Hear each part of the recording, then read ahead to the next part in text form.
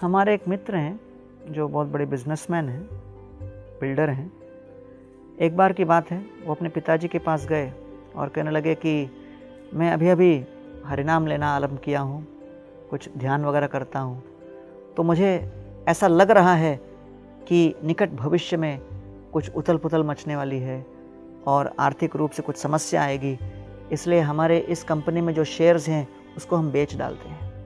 पिताजी ने कहा, बेटा ऐसे तो मुझे कुछ आशंका नहीं लग रही, आपको क्यों लग रही है, कहाँ से ये आइडिया उत्पन्न हुआ?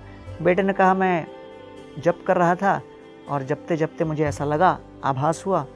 पिताजी ने कहा, जप बंद करो, ऊट पटांग आइडियाज़ आपके माइंड में आ रहे हैं। तो बेटा गया फंड मैनेजर के पास और उसको जाके कहता है कि देखो, हमने जो ये कंपनी के शेयर्स रखे हैं उसको बेच डालिए, क्योंकि कुछ निकट भविष्य में अनिश्चितता होने वाली है। फंड मैनेजर ने कहा, भैया मैं तो बहुत बड़ा MBA हूँ, मुझे तो ऐसी कुछ आशंका नहीं लग रही, आप क्यों कह रहे हो, कहाँ से आइडिया आया?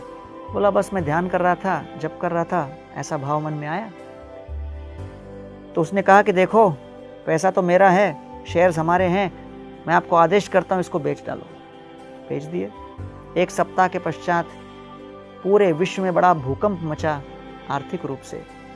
लीमन ब्रदर्स का कांड हुआ और जिसके कारण विश्व भर में सारे मार्केट डाउन हुए, कई बड़े बड़े करोड़पति रोडपति बन गए। लेकिन इस परिवार ने क्योंकि सही समय पर वो सारे शेयर निकाल दिए, इसलिए इस परिवार का लगभग 12 करोड़ रुपए बच गया।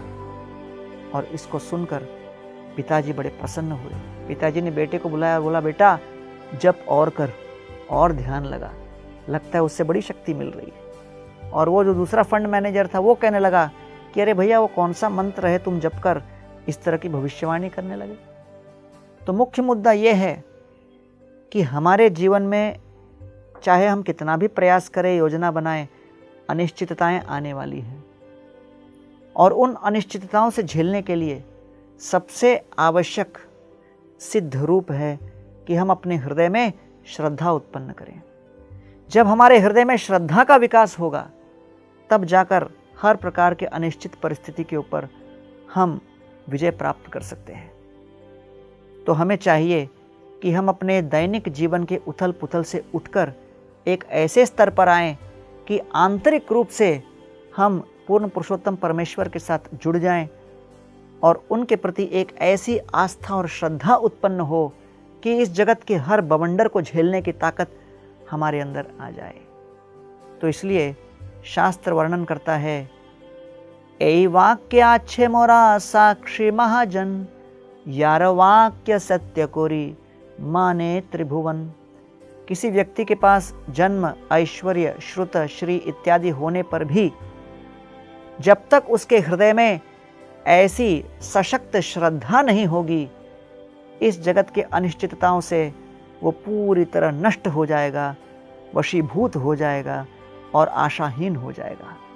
इसलिए हमें चाहिए कि इस जगत के सर्वश्रेष्ठ शक्तिशाली संपत्ति को उत्पन्न करें, उसको अर्जित करें, और वो संपत्ति है हमारे हृदय के अंदर की श्रद्धा, पूर्ण पुरुषोत्तम परमेश्वर के चरणों के प्रति श्रद्धा।